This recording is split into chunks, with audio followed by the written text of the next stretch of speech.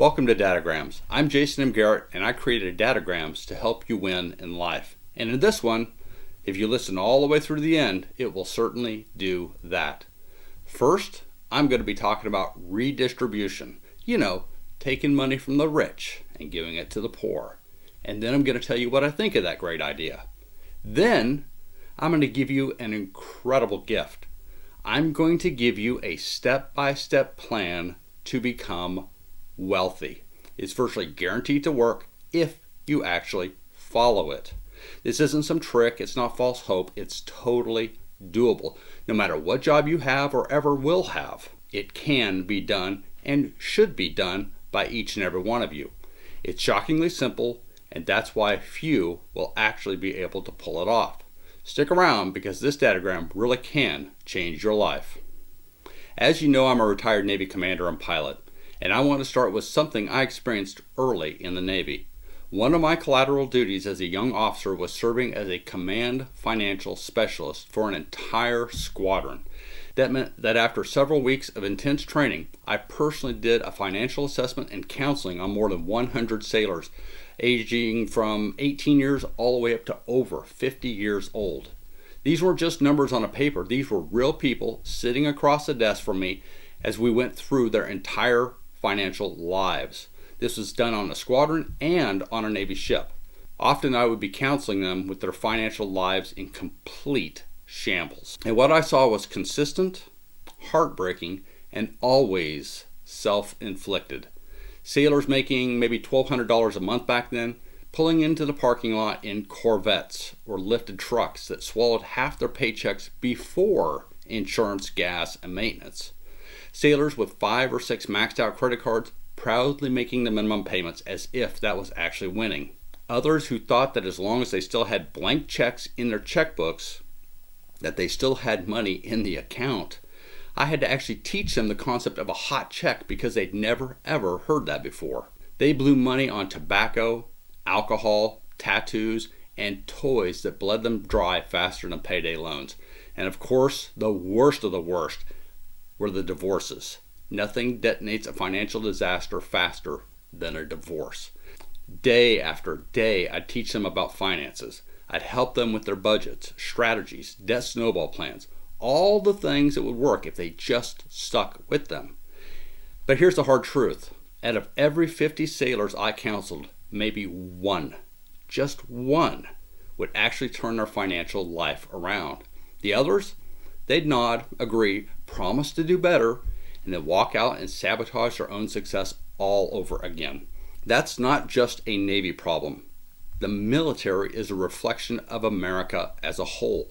And what I saw convinced me of 2 things. First, we're failing our young people by not teaching them real financial literacy in school. And second, the redistribution of wealth is a bad one. Because just handing people money will never solve the real problem.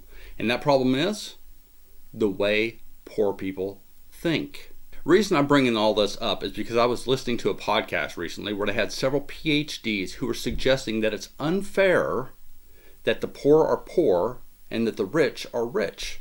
The idea of redistribution came up. Robin Hood economics. Take from the rich, hand it to the poor. On the surface, that seems like a really good idea, especially if you're poor. But it won't work, because I've seen exactly what happens when you put cash in the hands of people who haven't learned financial discipline. Let me give you an unforgettable story. Back in 2002, one of our helicopter mechanics in our squadron came into my office with a financial train wreck. Over $20,000 in credit card debt, missing payments, a credit score camped out in the low 500s. He was drowning, and he had a solution, which is always nice when they bring a financial counselor a solution. At the time, the Navy had this infamous program called Redux. You get a $30,000 cash payout at 15 years of service, and in return, when you retired at 20, your pension would drop from 50% of your base pay down to 40% of your base pay. That is a huge loss for anyone, and for him, being of a fairly low rank and probably going to retire at a fairly low rank, it would have been more than $200,000 lost in retirement pay. on the low side. And if anyone took the Redux, they didn't actually get the $30,000. They would get somewhere between $20,000 and $22,000 after taxes were withheld. We had a 3-star admiral come to our ship who stood in front of the entire ship's company the day before he asked me these questions and said, "Do not take this deal. It will cost you hundreds of thousands of dollars over a lifetime." Every financial counselor on the waterfront was agreeing. Don't touch it. Don't do Redux. Anyway, the sailor with all that debt wanted to do Redux. I sat with him, recommended against it, and we built a plan. I showed him how to use the debt snowball. I showed him how to negotiate down his interest rates, how to crawl out of the hole he was in one payment at a time. And when we were done, he actually left my office excited to get started. A few weeks later, he came back to my office and told me he did the Redux. I felt sick, but I tried to salvage it. I said, well, at least you paid off the credit cards. Let's take the rest of that amount and see if we can invest it in a way to help you recover. And then came the gut punch. He said, well, I didn't actually pay off the credit cards. He went on to explain that him and the wife decided to buy a pair of motorcycles, and then they went and bought dirt bikes for all 3 kids, and of course they needed the helmets, the jackets, the entire works. All of that cost the entire $22,000 and then some. He had literally traded hundreds of thousands of dollars in retirement pay for a garage full of toys. And then, dead serious, he looks at me and says, "Sir, now can you help me figure out a way to pay off all my credit cards?" What do you do with that? And I wish I could tell you that he was an outlier, but he wasn't. Most people are doing things far more reckless than that. His short-term thinking shows up everywhere. All of our sailors thought this way to some degree. And again, it's not just the military members, it's all across America. ESPN once did a report that showed that nearly 60% of all former NBA players and 70% of all former NFL players were broke within 5 years of retirement. Multimillionaires torpedoing their futures the same way our military members do, by buying toys and liabilities instead of assets and discipline. And that's the point. Money doesn't fix the problem. Habits do. You can give people all the cash in the world, but if they don't know or don't want to learn what to do with it, they're still broke. Remember, most lottery winners are broke within just a few years of winning the big bucks. They just don't know how to handle finances. So when people argue for redistribution, here's my answer. It won't work. It stifles incentives. It punishes builders and ignores real issues. The poor don't need handouts. They need education, they need a plan, and they need to change bad habits. So, I'm going to do that for you now. I'm going to give you the solution to all your dreams. I am right now going to teach you how to become wealthy. It's a near guarantee, and no, it's not like building a business or coming up with some great invention or anything like that. It's a surefire way to be wealthy. And I'm going to tell it to you. It's the same process I've used and countless others have done. You ready? Here it is in 7 steps. Step 1, get a job. Any job. Your first one won't be your last, but you have to start someplace. And you start with your first job. You're earning pay. My first job was at 15 years old, a busboy at a restaurant, and I made minimum wage, or less, all the way until I got into the Navy at age 24. That's 9 years of working that I got paid minimum wage or less. If I did it, you can do it. Step 2, set aside 10, 15, maybe 20% of everything you earn. You put it in a savings account that's hard to get to. You do this without fail. Every single time you get a paycheck, you put that same percentage of that paycheck into the savings account. It's that concept of paying yourself first. If you can automate it, do it. Do this for a year and see what happens. I did this when I was about 18 years old, just out of high school. Now, if you keep getting into it and taking the money because you have an emergency, or you want to buy a toy, or you want to have a good time, you have to fix that, because that's the damn problem. If you can't save straight for a year without touching it, you'll never have a chance to be wealthy. On the other hand, if you have a shocking amount of money in that savings account after a year, and you should if you're actually saving and not pulling it out, it's gonna feel wonderful. But you still have to keep doing the same thing. Put more money in and don't take it out. Step 3. After a year of putting money into savings and not taking it out, look for another safe place to put that money that will earn you more than your savings account. You want to be earning interest here. Try a money market account or a CD or a Roth IRA and start putting money into that. If you don't know what those are, that's okay. Learning is also part of this process all the way through. Put that money in there every paycheck. When you do this, your money is now making its own money. It's an employee working for you. It's not making a lot, but it is making more than it was just sitting in that savings account. When I was 18 or 19 years old, my dad helped me open an IRA, and every payday, money just automatically came out of it and went right into my IRA. It was invested in mutual funds, and that's how I first started to learn about the stock market. Here's the key. I didn't stop saving just because I was investing. I kept putting money into both savings and the investments. And when I got a raise, I enjoyed it, but I also increased what I was putting away since it was always the same percentage. Because it was automated, I never had to think about it. The money just kept building quietly in the background. Step 4. As you go from working a job to a profession, like I did when I was 24 years old and joined the Navy, you'll likely get to contribute to a 401k. That's a retirement plan your employer offers.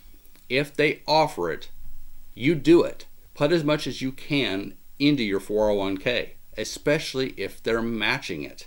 This is more wealth building. Step 5. Eventually, you're going to want to buy a house. Do it. That's what you've been saving up all that money in your savings account for all this time, the down payment.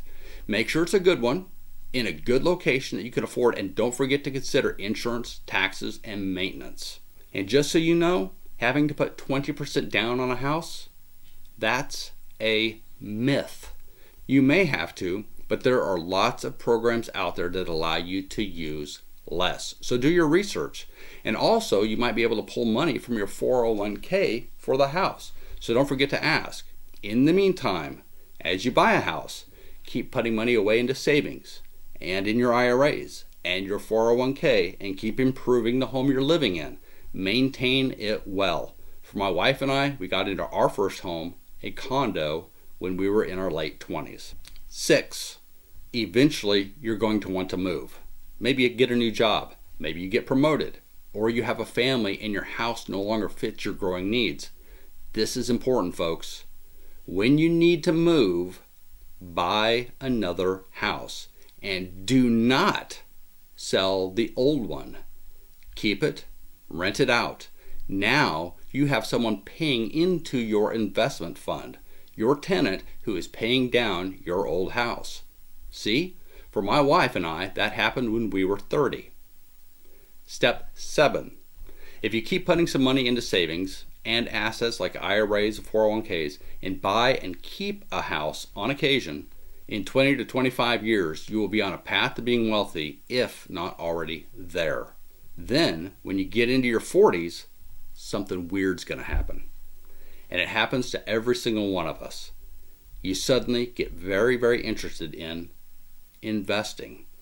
Whether you are worried you may not have enough to retire someday, or you want to start understanding what you've already got, or maybe you just want to start managing your wealth better, you'll start educating yourself on different ways to invest. Then you'll look around to see what assets you have that you can actually invest with, and you'll realize, I've got a savings account, an IRA, a 401k, and several houses. You've got real estate. Not long after, you're going to be legitimately wealthy. At that point, you can keep working if you want, you can take a long vacation, or no longer work at all. It's that easy. Well, almost. There are a few don'ts. Don't buy toys like RVs, boats, motorcycles, ATVs if That means you have to dip into your assets or even decrease the amount you're actually investing into them. Don't do that, okay? Those are called toys. They're liabilities, and they literally suck money right out of your pocket. Think about it. Not only are you buying them, but you have to insure them. You have to pay for the maintenance on them. You have to pay for fuel on them. They may be a hell of a lot of fun, but they're just sucking money right out of your future, and they will keep you working for the rest of your life. And one other word of warning about investing this way. There's a concept called the hockey stick effect, where you invest and nothing seems to happen. Nothing seems to really be increasing. And you'll get tempted to quit. I sure in hell did. But don't. Keep investing. Then after a few decades, you'll look at your net worth and it will be increasing near vertical, straight up. That's where you want to get to. I'm telling you, when that happens, it is stunning how fast your wealth accelerates. See? Okay, folks. I've laid out a simple plan for you to be wealthy. Do you have what it takes to follow it? I sure hope so, but sadly, I know most of you won't. And do you know why you won't? Because most of the poor out there who are demanding money from the rich lack what most of the rich have. That isn't money, that's discipline. The discipline to stick to such a boring plan for decades upon decades. Too many people want it all right now, instant gratification. They do not understand that that way of thinking will keep them working forever. Think about it. What kind of life do you want to live? I've still done everything I've ever dreamed of doing and more, and I've built wealth. Now I can do anything I want, and I don't have to work for anyone ever again. And my wife and I are young enough that we can do whatever we want. So when someone tells me that because I've sacrificed and worked and built for decades, that they have a right to what I've earned just because they lack patience and discipline, I say no and hell no. Absolutely not. It's wrong. If you want to be wealthy, the formula is simple, but it's not easy. Save, invest, build, and do that consistently for decades. It's not redistribution we need. It's education, discipline, and the courage to do the hard and boring thing over and over until one day you wake up and realize you've built something worth keeping. And that's how you win in life. Not by taking handouts, but by building your own success. Okay? All right, folks, that's it for this Dadogram. Thank you for watching, and I sincerely hope that you have what it takes to follow this simple winning plan for the decades it takes to work. If you do, I guarantee you, someday soon, well, a few decades in the future, you will, in fact, be wealthy. Good luck.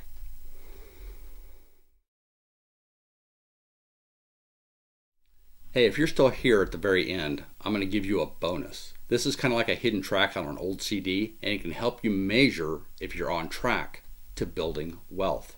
It comes from the book, The Millionaire Next Door. Here's how it works. First, we need to know your net worth. That just means that you take the fair value of everything you own and subtract it from everything you owe.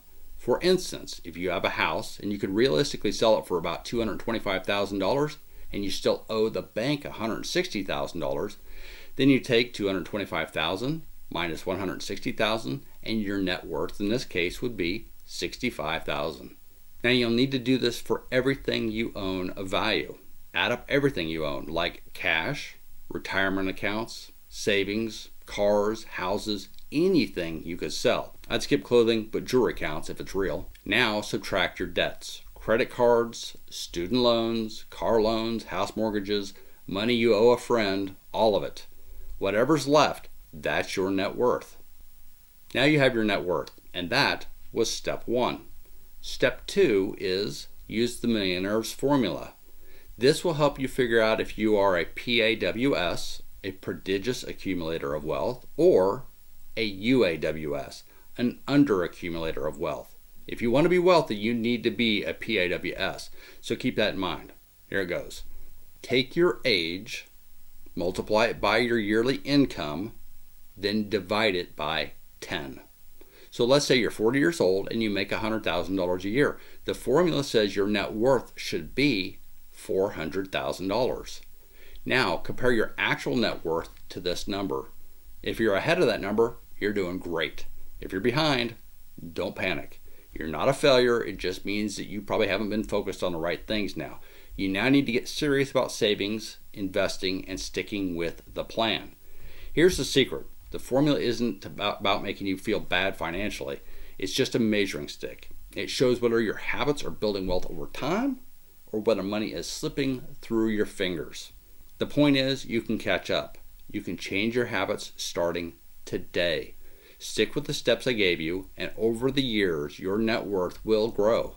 Slowly at first, then faster and faster, until one day you look back and realize you did it. You became wealthy. You have enough to live on without ever having to have a job ever again. Easy. Good luck to you, folks.